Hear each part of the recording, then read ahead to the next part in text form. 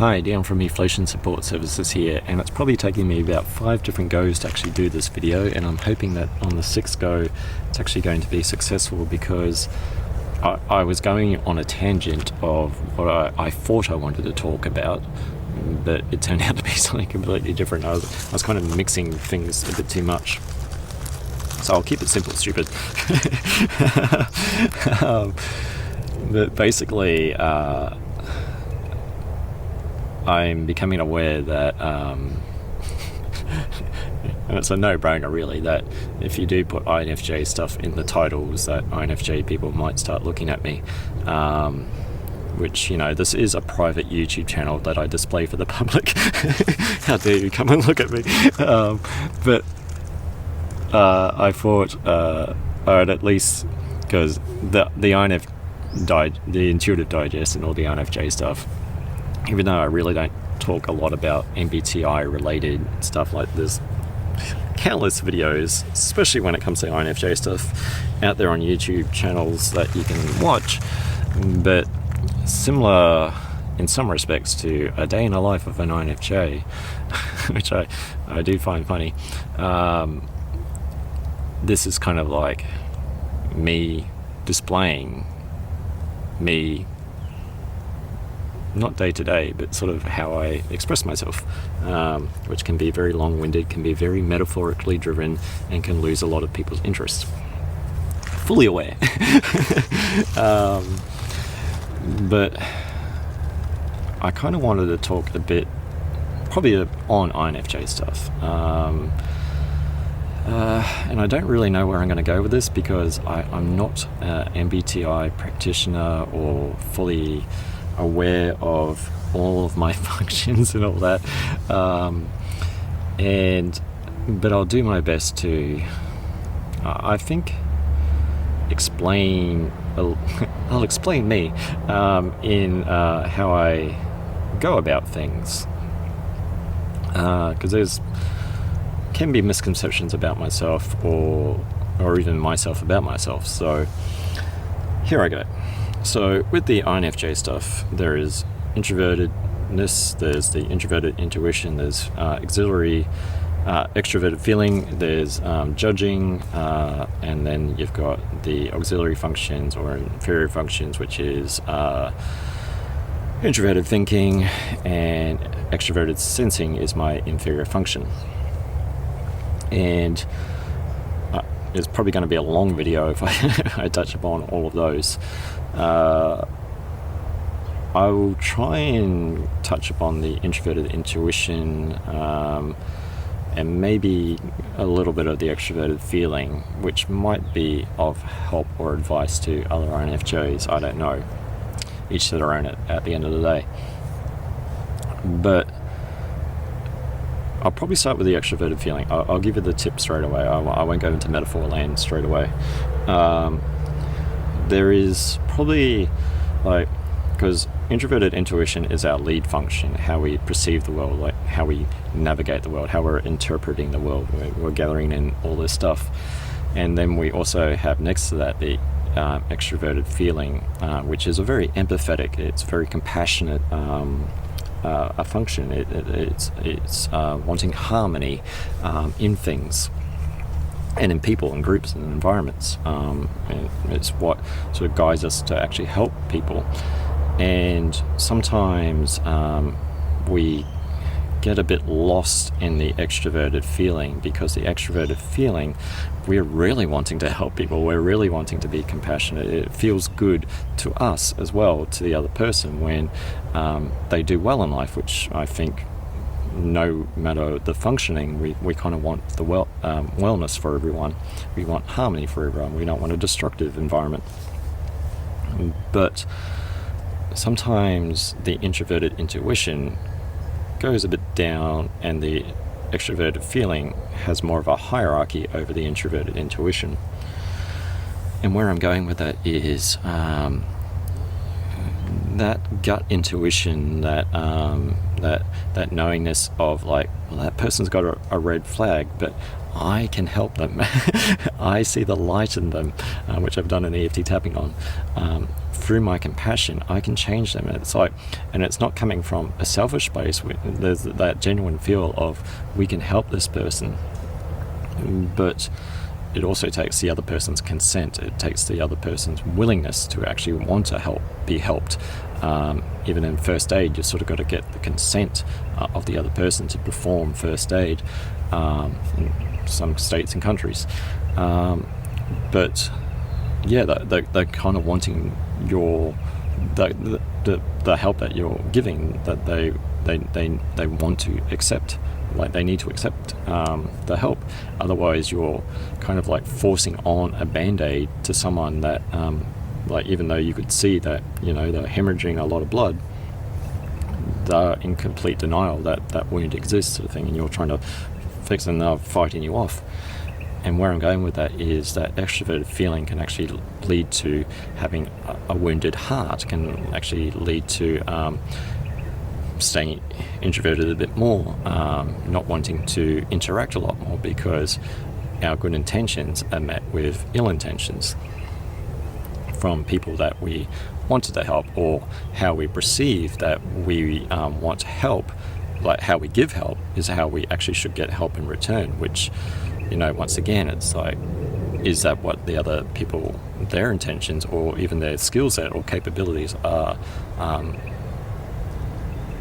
I kind of don't want to say capable, but capable again. I'll use capable twice, but capable of providing. So that's where sometimes leading with our heart, and that's not to say that not being heartless, but probably listening more to the gut intuition, our dominant function, how we actually navigate the world. Because when we get a clear signal from our body that this person is a red flag, or this just doesn't feel right to us, but we go in anyway with that helping, caring attitude, and it backfires on us, we may be denying our strongest function. Or even on a human sense, we have a survival thing. It's like, don't go down that dark alley because you might get beat up, sort of thing. It keeps you safe, sort of thing. And with an introverted, intuitive sort of thing, that gathering function, we've gathered a lot of information about people, societies, all these sorts of things, where there's that knowingness of like, well, we sort of know how something might play out based on a pattern, sort of thing. But there's also our own patterns of being aware that if we're trying to help someone because we feel, and it's not selfish, but having that, like, we feel we can do it because it makes us feel good, having that awareness that, does that person want us to help them? And if there's a strong body sense of like, I'm going into something where like I feel I have the capabilities of changing someone or changing an environment or creating great change, but there's that whole body saying no, or starting to put us in a sort of depressive anxiety state because we're almost denying ourselves, our true selves, our true intuition, in order to help someone that might not need that help, or actually enjoys getting that attention and feeds upon that help to the point where you become drained and that extroverted feeling goes to zero, sort of thing. And then there's that little intuitive voice in the head that starts to beat you up. It's like, we knew better, we knew not to go into this. So it's like, we could see this a mile away, yet the mile came closer and we still went ahead. So this is not, I don't want to come across as a blaming. It's merely an awareness, because we perceive, we gather in information, and no one's perfect. And it's like, we might have to learn these examples a few times of like, well, I tried my best with that red flag, but then I went to this other red flag that had a slightly different shade of red and still got the same result. Now, if introverted intuition is also good at picking up on people's patterns of behavior, there's also an awareness that our own patterns of behavior might be seeking out this red flagness to actually help and change someone that might not want change. So where with the introverted intuition, it's the gathering function. It's how we perceive the world. So our perceptions of the world might become coloured or stained by these negative interactions where we've led with our pure compassionate heart, wanting to help someone that just gave us a right hook in the end. But there's also that part where having that awareness in that whole body awareness that we might be entering into something that we can probably navigate, but it's going to leave us cut, bruised and bloodied at the end of the day. And is that actually how we want to be compassionate and empathetic to our own selves? Because we tend to forget ourselves sometimes. We live in the moment because we're kind of like a sponge. For example, I can throw a sponge into that water and it's just going to naturally absorb the water. It's not going to try and absorb the water. It's not going to avoid absorbing the water. It's just going to do what's natural. Similar with an INFJ, we're naturally drawn to helping people. And when we have a lot of those negative experiences, it's kind of like the sponge gets collated with all that crap. So it's learning to listen more to our gut feeling, our more intuitive sense, but still also balancing out, because we also are that weird duck in that meme where we have the sensing, the intuitiveness, the thinking, like all the other functions sort of thing. We've got a blend of that in our cognitive stack. It's knowing that listening to the heart, listening to the mind, listening to the gut intuition, and making it's kind of like music or a harmony is going on within ourselves, and that part of our mind that makes us is that conductor. And it's like, well, how will we conduct ourselves in this situation or environment? And if we listen more to that empathetic, listen more to the heart, then we start to move away from the gut intuition. And the gut intuition, if you look on a gut-brain axis of our evolution, our gut, how we interact as babies in the world, was our gut first. If we're hungry, we cry for attention. If we need soothing, it's like we're sucking. It's how we first developed our intelligence. You could even say, on a gut microbiome sense, it's actually how humans started to develop in the old primordial ooze sort of thing. We need food, we need comfort, soothing. So we gather in all this from our environment. So listening to what is more predominant, and that sort of comes into that uncomfortableness of saying no, putting up the boundaries, learning who are the respectful people and non-respectful people in our lives. When we start to assert these boundaries in a practice sort of sense, you can't be masterful on the piano by just pushing one note sort of thing. It takes time, practice to actually get better at setting boundaries or at playing a piano or whatever in life. It takes practice, repetition.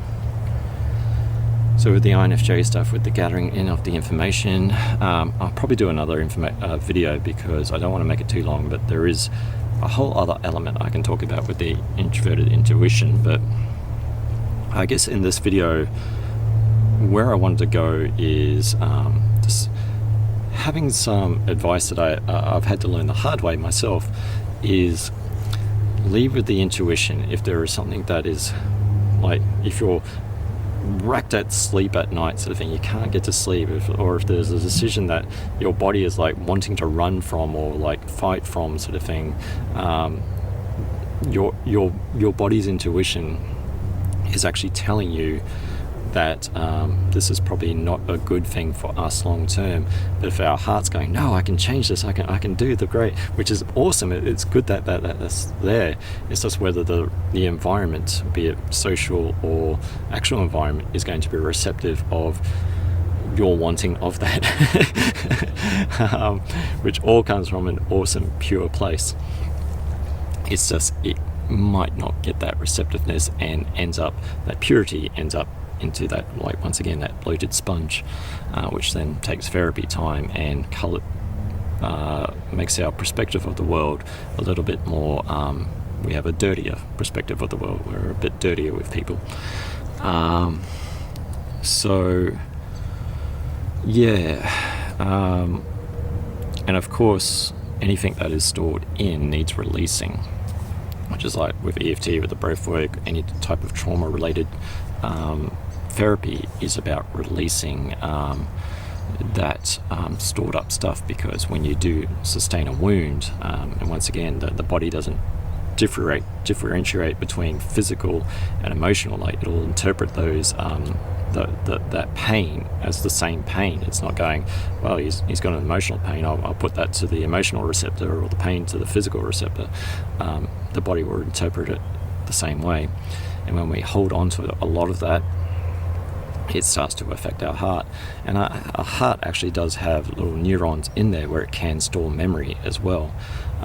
So we don't want to learn bad examples from bad people, but we also want to be able to teach ourselves that it's okay to be ourselves. It's okay to say no to things. If our gut intuition, if we've gathered a lot of information over time and we can sort of predict, or sort of like based on patterns of behavior, know that this is going to happen, then we don't want to betray ourselves by believing in something that we don't know the outcome, or if the person is not receptive to that change.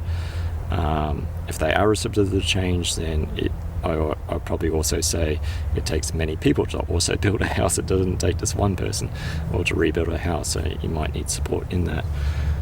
So just making sure that your own self, your empathetic heart, remains empathetic and not becomes jaded because the body was saying no.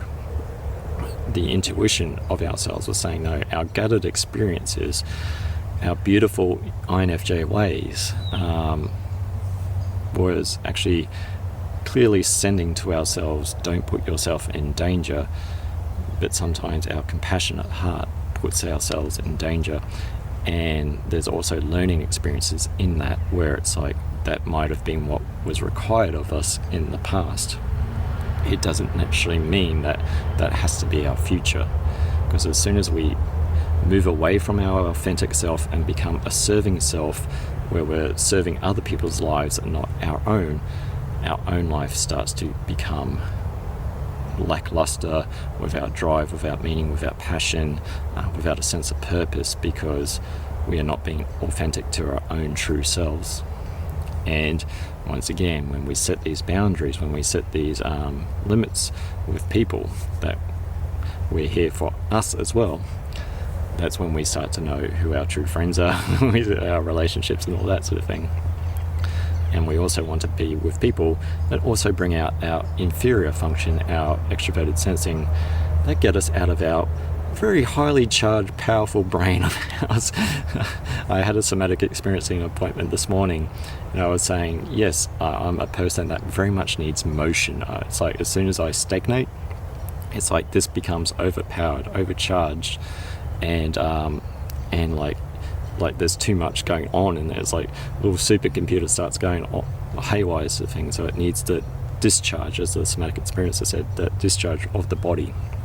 So getting the body moving and getting it back into balance, getting that heart back into balance. And that sometimes means going into the outside world and putting ourselves in experiences that get us outside of an NITI loop, for example. So I'll stop here now, it's getting a bit long.